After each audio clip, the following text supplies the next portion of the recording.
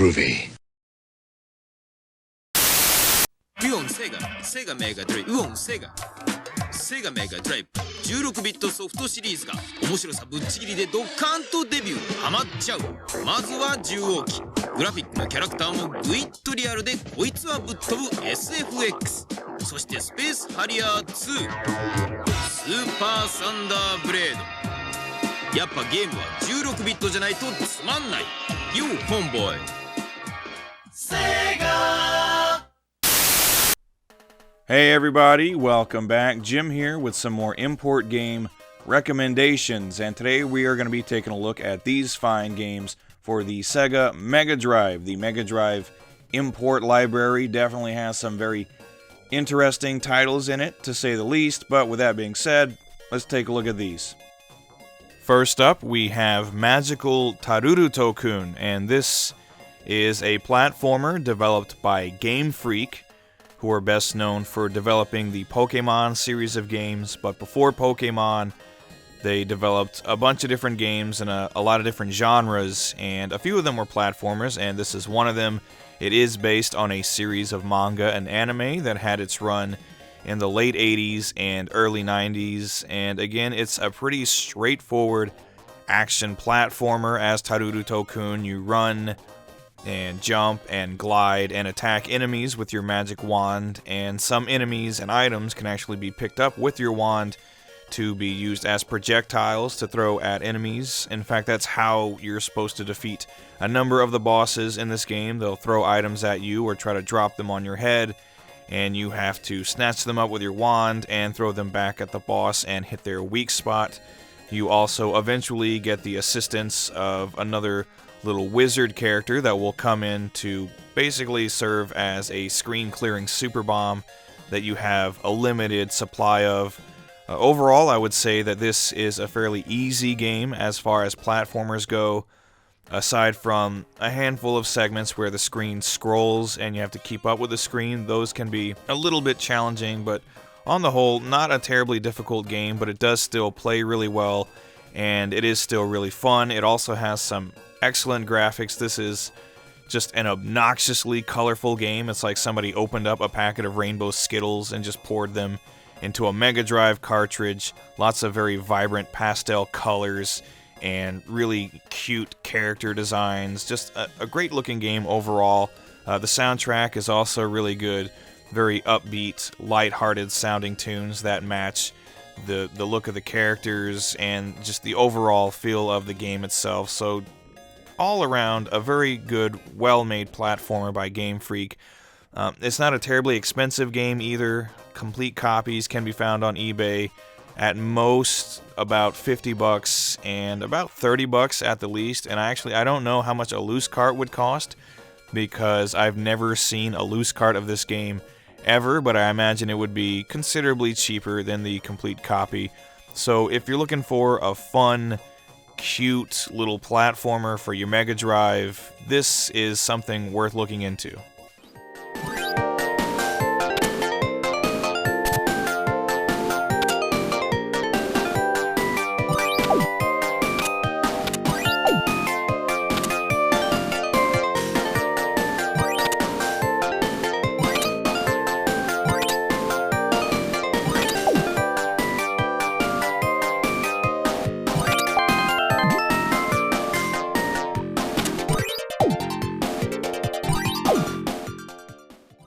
Next up, we have Mamono Hunter Yoko, or Devil Hunter Yoko by Messiah, which is another action platformer and a game that pretty routinely draws comparisons to the Valis series of games.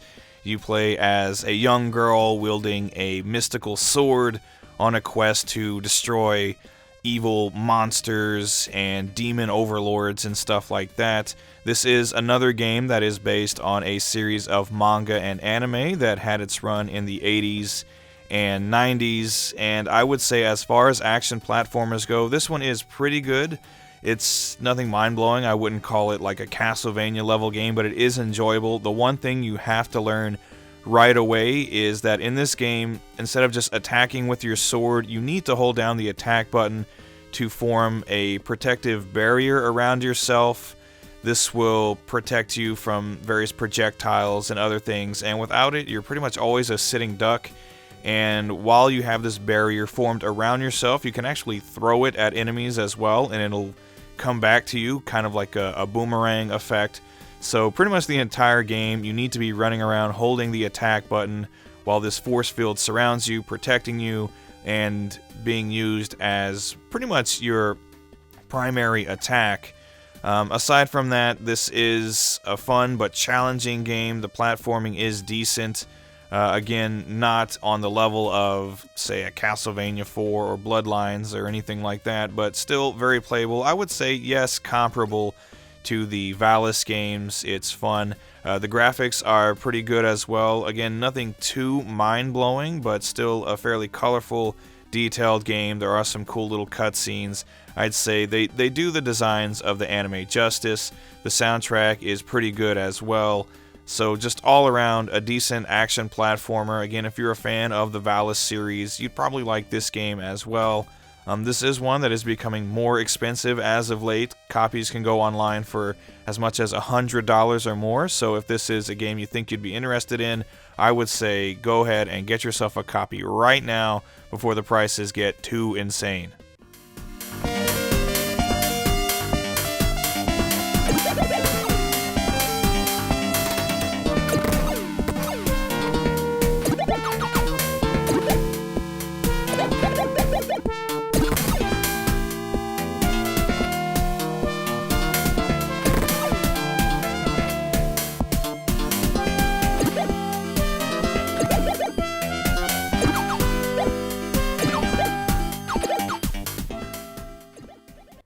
Next, we have yet another game based on a popular series of manga and anime. One of my personal favorites, in fact. It's Yu Hakusho Gaiden, which was developed by Gao Entertainment and published by Sega. And kind of hard to explain this one. The best way I can is maybe calling it Yu Hakusho Punch-Out, because that's kind of how the combat feels in this game. Your character is in the foreground and the enemy is in the background, and you jump into the background to attack and they jump into the foreground to attack you, where you move from right to left to try to evade their attacks, and you can also block. You can also use spirit energy to do cool special attacks where sort of like a cinematic takes over. You can also jump from one side to the other to try to get around behind your enemy, and they can do the same, and this causes the perspective to shift back and forth. The combat is, I wouldn't say it's terribly intuitive, but once you get accustomed to the controls and get a feel for the combat and learn what you're doing, it's actually pretty fun. Other than that, in this game you're going to be doing some investigative work, which is why it's a little difficult to recommend it, because there is a lot of text, but I would say through trial and error you can pretty much get through it and get to the combat portions of the game, which are the meat and potatoes. That's the fun part, and they are pretty fun. Again, it's kind of like Yu Hakusho Punch-Out, which I think is pretty cool. If you're a Yu Hakusho fan, this will be one you're going to want to play. It's definitely much more affordable than the other Yu Hakusho game on Mega Drive, which was developed by Treasure. That's a fairly expensive game these days. This one, not so much. You can find complete copies for between 20 and 30 bucks, and loose carts for 10 to 15 at the most. So it's an affordable game. It's a fun game. I would say it's fairly unique out of the Mega Drive library. So again, if you're a Yu Hakusho fan, you could do a lot worse than this one. It is fun, the graphics are good, the anime is represented very well, the soundtrack is good, just an all-around fun, decent game. Yu Hakusho Gaiden, this is a good one for anime fans.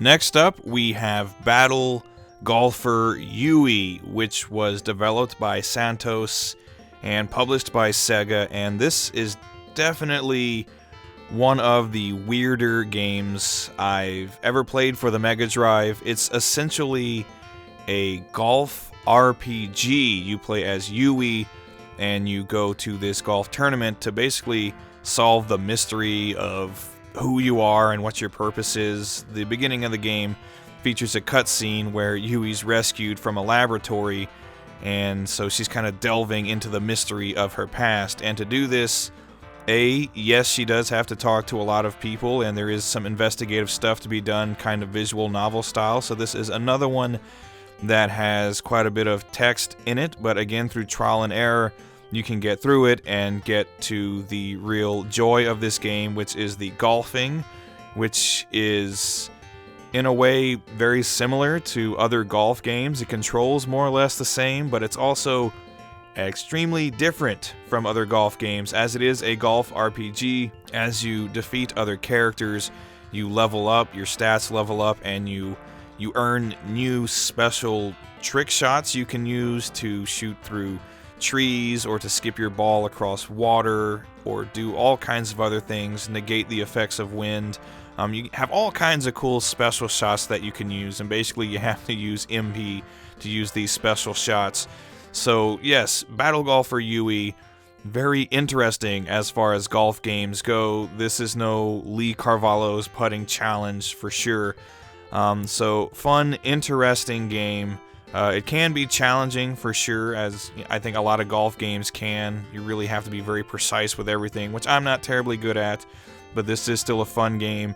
Good graphics, very cool anime style. Early 90s anime is, pretty much my favorite, so I like the designs of the characters in this game. The golf courses are weird. You'll be golfing in a graveyard and on baseball diamonds and all kinds of weird and wacky places. So good graphics, cool visual designs, good music, all around good game, fun and weird. It's exactly the kind of game you want when you start looking into imports. You want to find that wacky Japan only stuff. This definitely falls into that category. Not a terribly expensive game either. Complete copies can be found online for between $25 and maybe $40 at the most, so it's not too expensive. So if you want to find kind of an oddball Japan-only game, Battle Golfer Yui is right up your alley.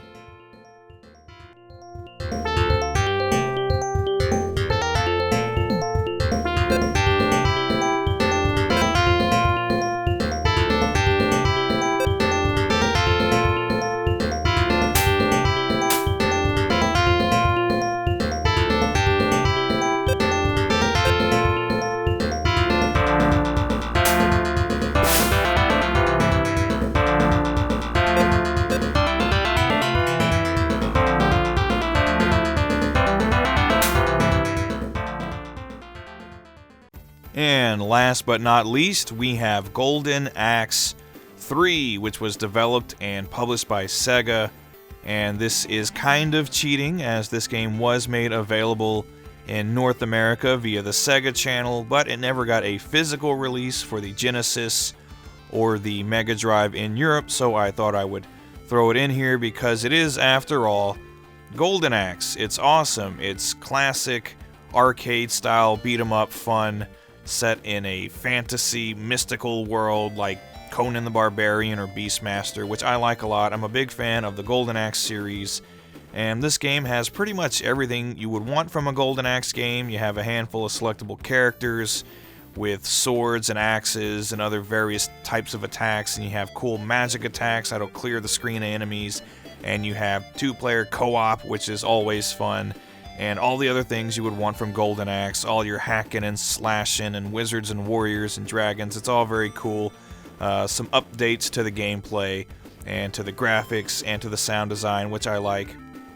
Some people quarrel over the design of this game. They don't like it as much as the first two Golden Axe games. They don't like the changes made to the gameplay, however subtle they might be, and the changes to the soundtrack. Some people think it's a little too upbeat for a Golden Axe game.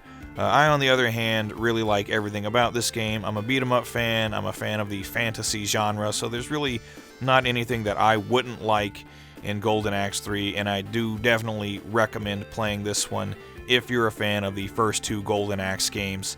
Unfortunately, this can be another game that's kind of expensive these days. Looking on eBay, prices are all over the place, but I've seen from $50 for a complete copy up to approaching $150, so it's kind of a crapshoot. This game was made available on other platforms, though. I do believe it was re-released as part of some kind of Sega collection back in the mid-2000s, so if you can track that down, that's another way to play this game. But if you have a Mega Drive, you like your Golden Axe games, you like your Sega beat-em-ups in general, then Golden Axe 3, one I'd highly recommend. This is a great game in my humble opinion.